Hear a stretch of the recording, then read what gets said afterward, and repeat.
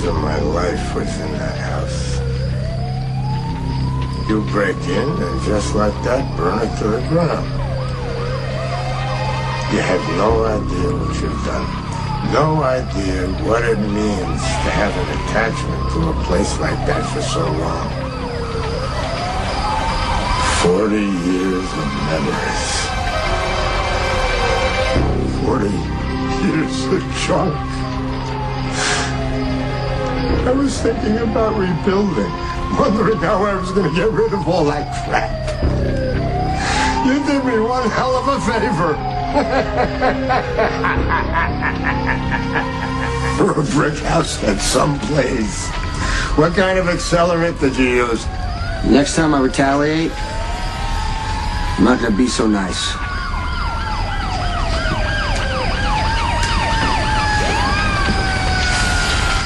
Zacchara! Trevor's the fire department. He's talking to Let it burn. Let it all burn down. Yeah. I need to see you. Now. When you think of burning down Anthony's across house, You want to take the old man out. Kill the bastard. it's not your call to make anymore. I understand, but I didn't leave things in your hands so you can destroy them in 24 hours. Now, you got a short time frame right now to fix things. Find him and kill him. You can give all the orders you want at the warehouse. I do not work for you anymore. You wanted me running things? I'm running things.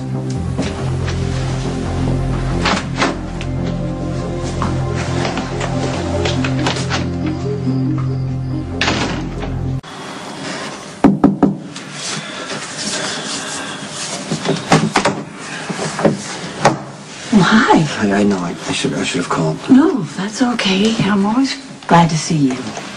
I just, I wasn't sure after what happened to Michael. I wouldn't blame you if you didn't want me to come by anymore. No. Listen, I have lost too many people that I love. I have no intention of losing you. I'm sorry. Yeah? I am too. Michael's shooting was a real tragedy. But Jason, something positive could come out of this if you would be willing to change your life. I've had a lot of time to think while I've been here. I mean, think about the choices that I have made, people I've hurt, what led to the drinking. And I figured out it really wasn't Emily and Alan's death that triggered it. I had a problem a long time ago. It really started with you, Jason. When you left us and decided to go work for Sonny, I felt like I failed you. Monica. No, wait a minute. You had no idea how it was going to affect the family, nor did you have any idea how it was going to affect you.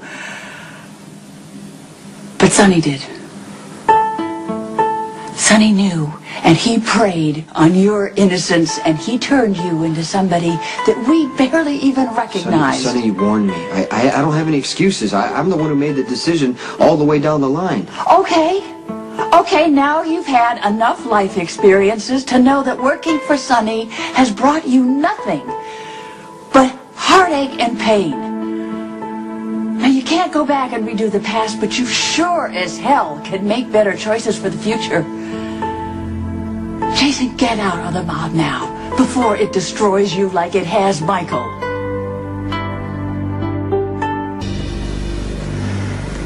I don't expect you to come back to the Quartermain fold. That's an old dream.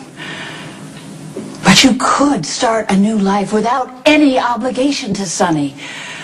And if it meant leaving Port Charles, okay, so be it. I would miss you terribly, but at least I would know that you are doing the right thing. And I wish I could do what you're asking. You can.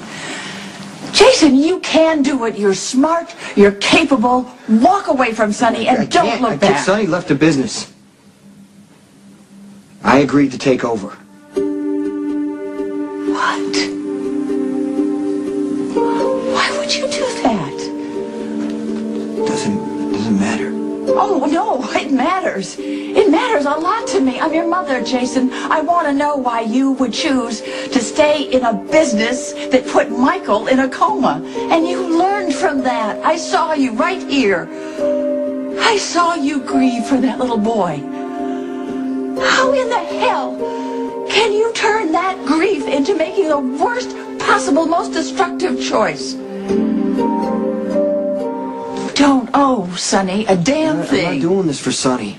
Well, then explain to me why Sonny can just all of a sudden leave the mob and you can't. I don't believe what Sonny's doing is going to work. I mean, he's got the right to give it a try. And so do you.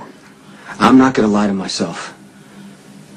Okay, I know how dangerous this business really is, especially for children. Morgan is never going to be in that position that Michael was. Morgan is never going to be safe with Sonny as his father. Sonny signed over his parental rights to Carly. He did that willingly? Let's just say he knows the boys will be better off. Oh, my God.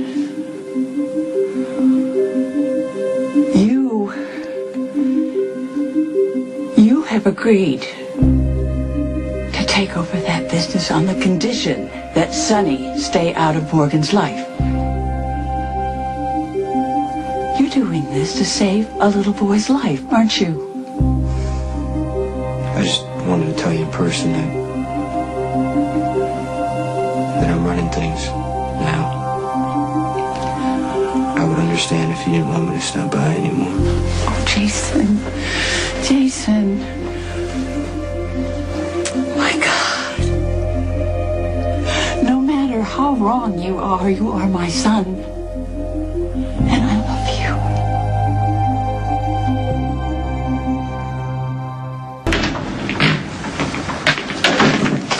John Zacchara's waiting to see you. You want me to come in? No. I want you to find out where the cargo replacement's happening because I want to land another shipment as soon as possible. Call Bernie. Right? Got it. All right.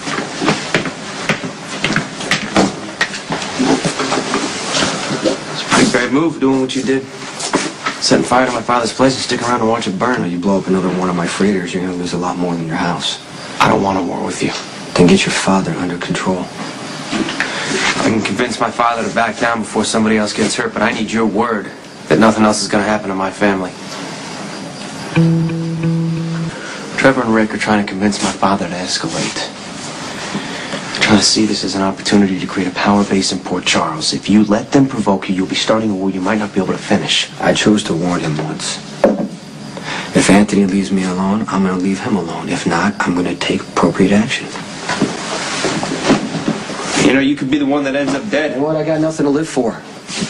But I'm going to tell you what, I'm not going to let your father take what's mine or threaten anyone under my protection. Ours are well-financed and well-connected. Your organization is already in chaos. You're in no position to win a war. Okay, I don't really care if that's a warning or a threat, because I will finish whatever your people start. Last time we had a truce, somebody tried to take out Sonny and put Michael in a permanent coma. I already told you, that wasn't us. Okay, you already told me that your father's a loose cannon that you can only try to control. So if you're really serious about keeping the peace, keep your old man on a short leash. And if I do, how do I know you're not going to Okay, all you need to know about me is I will defend what is mine. Okay, do you see what's going on here? Your organization and mine, family and associates, the lines are blurred. There are a lot of people to put at risk, including Lulu Spencer. I get it. Stone Cold must grant me refuge, for Mr. Sir will certainly exact a terrible price for what I unwittingly witnessed with my own traumatized eyes. For interrupting what is clearly a modular moment, but the Jackal's need is dire. We were finished, weren't we? Just don't let Rick and Trevor force you into open hostility against my father. You'll be playing right into their hand.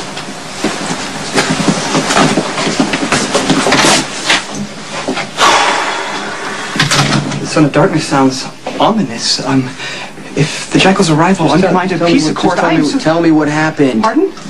You barged in here for a reason. Sonny, what's something about Sonny? Oh, yes! The Jackal's very life is in jeopardy. Why? Well, I'm not allowed to speak of it. Mr. Sir said that my life would be forfeited if I opened my mouth. Okay, then I would keep your mouth shut. Wise as always, Zen Master. But But even a grasshopper needs someone with whom to confide, if only to assist in unraveling the truth behind Maximista's very strange reaction to the sight of the fashionista and Mr. Sir in flagrante. Stop. You need to say something I can understand, or you need to go. Maximista and I walked in on Kate and Sonny having sex on Kate's desk. The intrusion on Mr. Corinthos, sir, with his lady love was entirely unintentional, but when I tried to explain that to Mr. Corinthos, sir, he preemptively threatened my continued existence. Stone Cold, I'm not ready to die! You're not going to die. Sonny's not going to do anything. Just respect his privacy. That's all you got to do. Unfortunately, the chosen venue for Mr. Corinthos, sir, and the fashionista's carnal bliss was far from private, being, as it were, on the desk of the fashionistas in her not-so-inner sanctum. Did you knock? Stone Cold's point is well taken, but see, my quandary extends beyond the simple mechanics of the embarrassing encounter into the troubled blonde one's strange reaction. Okay, rather than expressing dismay at witnessing this raw display of sexuality, Maximista almost seemed intrigued. This is really between you and Maxie. Indeed, she even opined on the allure of a man who would throw caution and etiquette to the wind to satisfy his partner. Come in, please come in. Even satisfy... Claudia Zacchara is here to see you. Send her in. Yeah, Stone Cold, I'm not really done. Hey, you know what, Diane? Can you help him with his problems right now, please? I'm really not the best person to help It's Mr. Brown. really billable. Well, I'll do my best.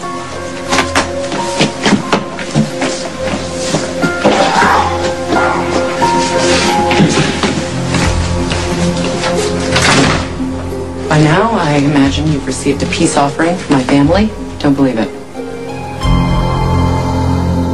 Whoever tells you that my father wants peace is lying. Well, it was Johnny who showed up here offering peace, so is he a liar or just stupid? No, John is smart enough to know that peace would benefit both of us. Too bad for that to happen, Anthony's gotta die. Kill him yourself. You could have killed him when you torched the house. Why didn't you? Well, I torched the house because I wanted to take something personal. That's the message that I wanted to send. It's time for you to go. You know, maybe you felt sorry for the old man in the wheelchair. If so, let me just tell you a little thing I learned in marine biology about the stonefish. It's this fish that looks like a rock. It sits at the bottom of the reef floor, looking like a nondescript stone. But it's really the most venomous fish in the world. If you step on it, you're dead in an hour. Don't think that just because Anthony Zacchara can't walk, he's harmless. It'd really be better for everyone if you just get rid of him.